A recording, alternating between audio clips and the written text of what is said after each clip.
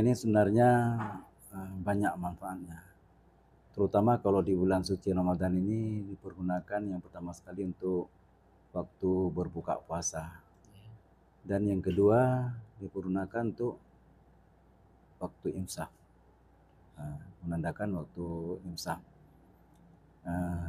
Dan selanjutnya juga bisa dipergunakan untuk hari-hari besar. Termasuk di dalamnya untuk pelepasan jamaah haji. Jadi setiap pelepasan jamaah haji itu ditandai dengan suara serunai ini. Ya, tandanya ialah sekali tun kita putar serunai itu 12 kali engkol. Itu pertanda waktunya berbuka. Apabila sudah masuk waktu imsak itu 3 kali tun, berarti 12 kali 3 36 kali engkol.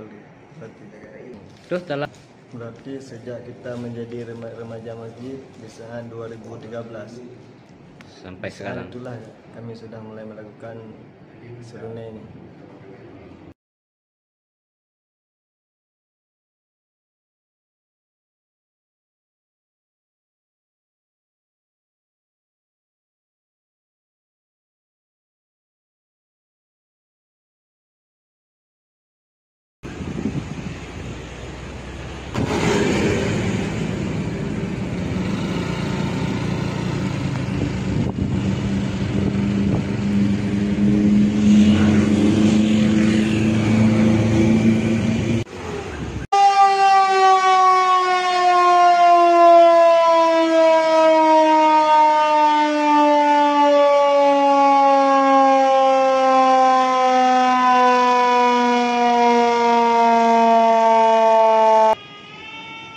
Beribadah tu itu tiga.